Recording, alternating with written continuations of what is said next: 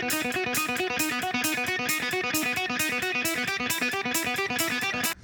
back to take 2 of Intro to Tabletop Epoxy. This is my radio voice because, again, this has happened. I'll eventually figure this out. So, introductions, obviously. I'm Kayla, the wife and the finisher of the company. I'm Paul, the dad, the gubata, the no-no, Grunt work. the grunt worker, The no-no. the no-no. The no-no. So, trying this again. Wait, who are you? Oh, you're introduced. Yeah, I'm Joey. How you doing? The animal. Joey the animal. You know in Australia, you know what a Joey is. So, what are we covering tonight? We're doing a reading. Ah, here's your page. Oh, Reverend. yes. Joey. It's just how I spell my name. I didn't want you to forget. Lies. Gotta love them. So, our first epoxy job. I just bought a house in 2013 and didn't have any furniture, so my dad and I mean, he's always been kind of doing woodworking. So he helped me. We threw together this real quick table. I mean, You had a good table design. Yeah, it was a cute table design, It was and like a farmhouse. yeah, it was like a table. farmhouse rustic style, and the Had top. a decal in the center. Yeah, we of had our last name. Just so you can remember who your name was, you know. Yeah, I gotta remember how to spell. What do I look like? Clearly. Can't remember what I was doing here. What were we doing here again? So we did a plywood top, and we did moldings around the side, and since we put a decal on it, we wanted to do epoxy. And this is before your time. I just graduated high school. I didn't know him yet. This is called pre-K. Was the pre-K. The pre-K. Historic times, pre-K. So we did an epoxy job, and we poured on the epoxy, and no, we did not do 2 coats at the time. This was our very first. We did no research or this- anything on epoxy. This was literally what This was I'm gonna wing it situation.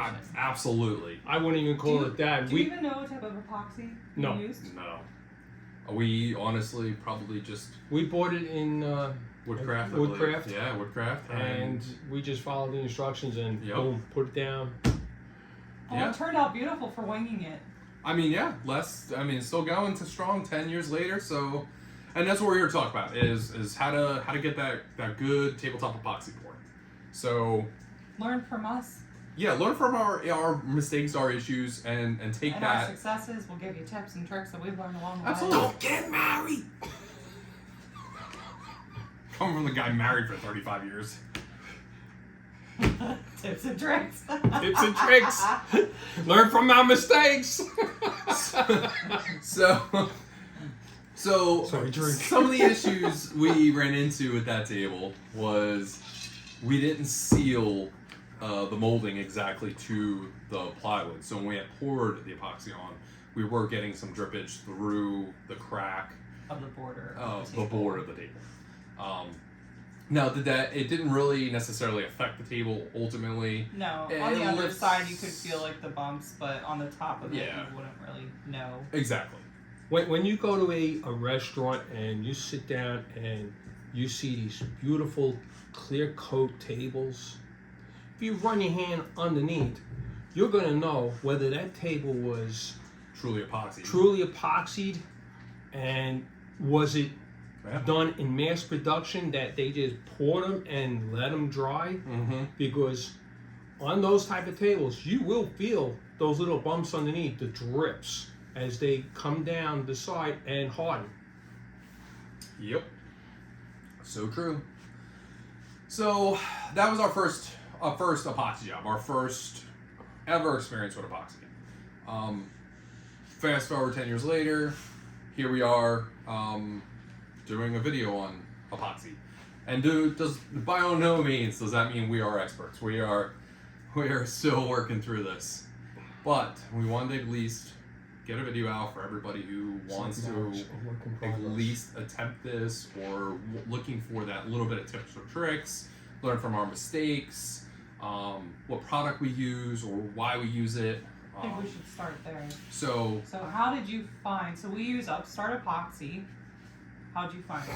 So honestly, I was just searching for made in the USA epoxies, and They're in Easton. they're in Easton. They Not far from where they're our super local yeah. to us, and every job, I mean, We've always used Upstart at this point. we love their Yeah. stuff.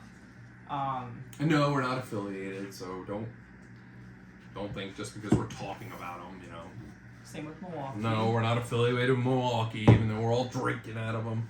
Listen, it's just Friday night and the kids are in bed, okay? Just out here trying to have a good time. So, I was forced to. forced. Whoa. Whoa. You were voluntold. Voluntold. That's called a partnership.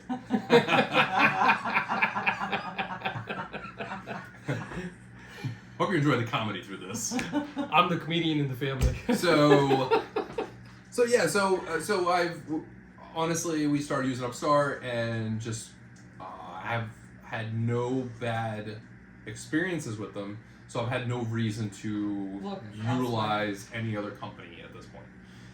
It's not merely for a fact because we don't have anybody to really compare them to. yeah, so I'll be honest with you, at the end of the day, do we really have a great comparison to utilize? No, we don't.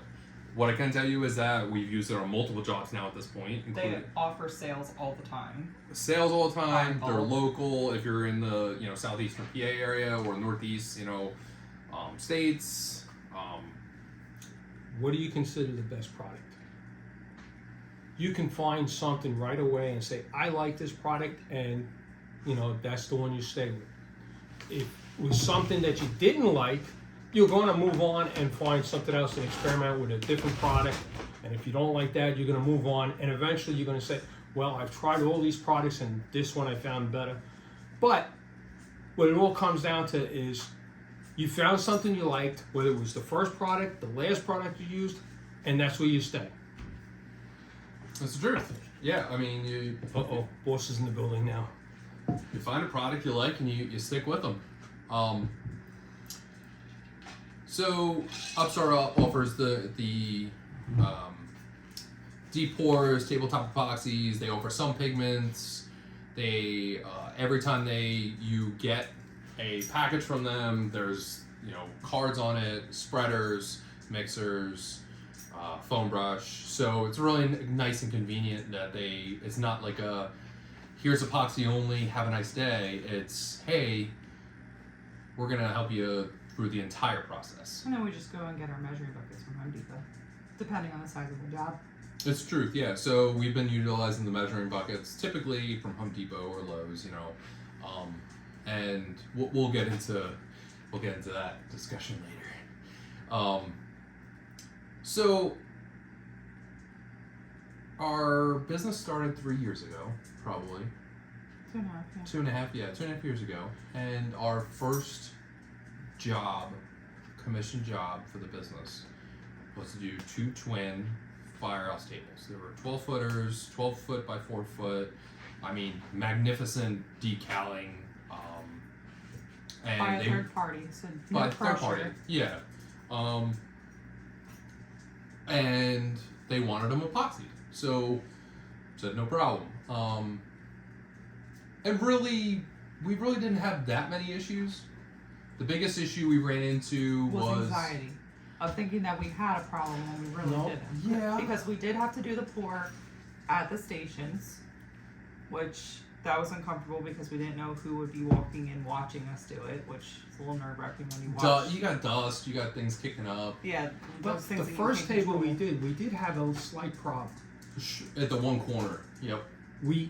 When we measured part A and part B, we weren't exact. We were close, but not exact. So what happened was we didn't get that hard epoxy finish. It was like It was completely tacky, almost it hard. was almost hard, but it was still tacky. Right. Are you talking on the fire? On the portion table, yeah. The first washroom table. Yep. Alright. You came back and did the pour with me there. Hello. It's Friday night. It's okay, Kids she's aren't still going anymore. Never mind. That explains it. You made it. That's all, folks.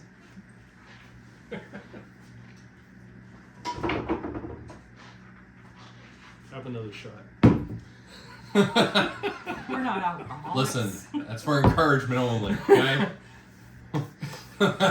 So, You've heard of beer muscles? rar.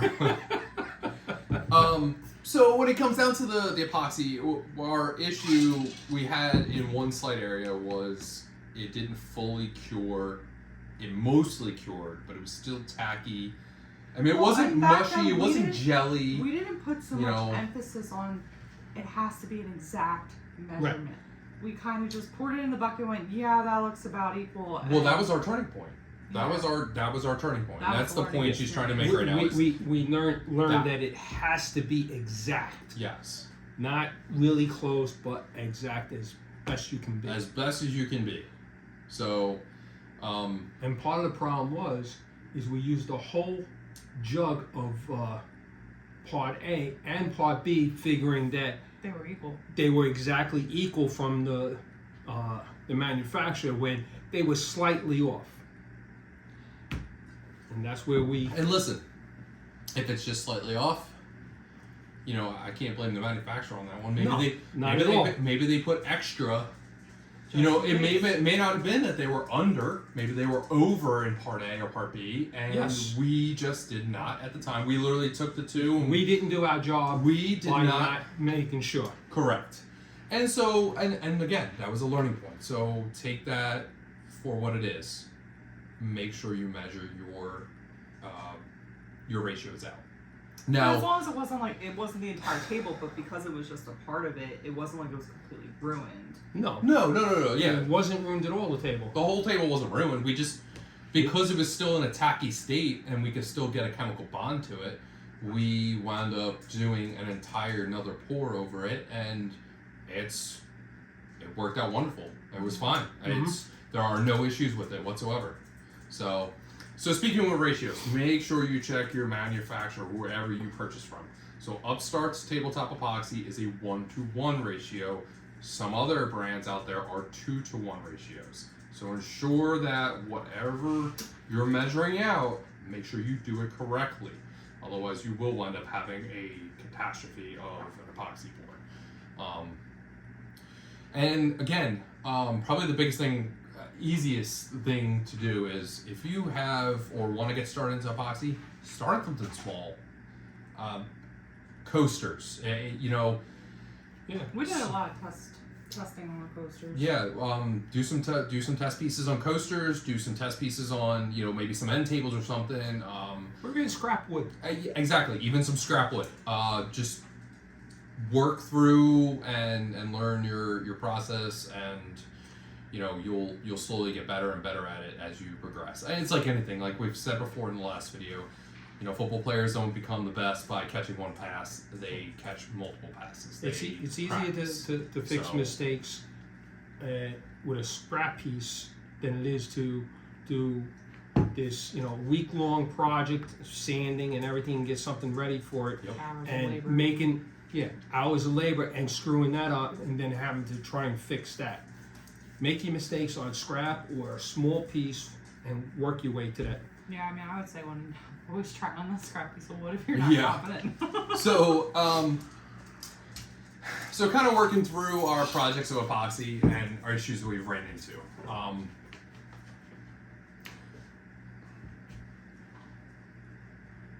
You're still recording. You're just on low battery. 20%. Yeah. Welcome back. So, one of the issues we ran into was one of the flag ones we did. Remember all the air bubbles? Yes.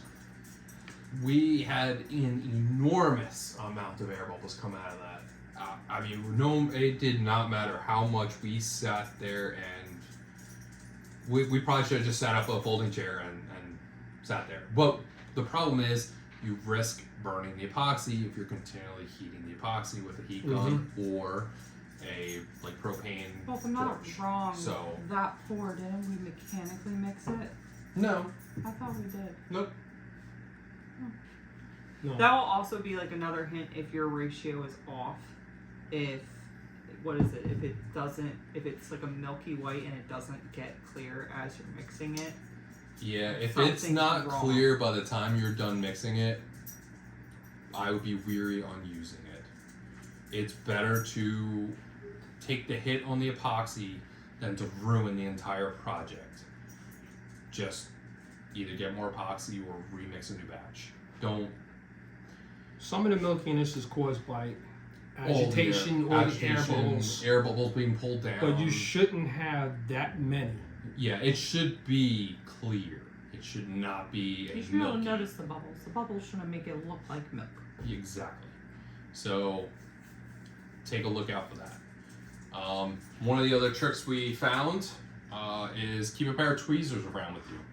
And it may sound silly, but you know, if you could wipe that table, that project down as many times as you want, but I guarantee you when you go to pour, you're gonna find little pieces of hair. You're gonna find Dust shavings. and the most famous of them all, Bugs.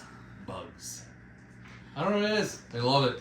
You need a clean environment and a bug-free environment. Bug-free environment. And I will tell you and I'm not I'm not preaching for everybody to go out and purchase this, but I will say I It did comes in purchase handy. portable lantern. And yes, I What's mostly that? own red and yellow tools. You're absolutely right, I do. Do I have some green tools in here? Yes, I do.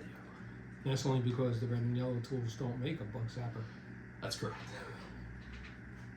So, Or a white zapper. but the bug zapper, in all seriousness, the bug zapper really does help because it will draw them away from the epoxy. So, continually check on your epoxy pour wherever you are. You know, if you're outside, inside. We could probably go on hours talking about all the different things, the temperature ranges. If it's colder, it'll take longer to cure. If it's hotter, Yeah, we it ran could into that cure with too the- quickly. You don't want it to be too humid.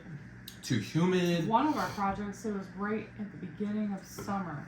Yes. We were doing an epoxy pour and could not figure out why this table was taking 5 days to cure. Well, it was hot. It was too hot, and it took longer for the table to cure. So keep that in mind that winter is really the best time if they're inside. Realistically, and I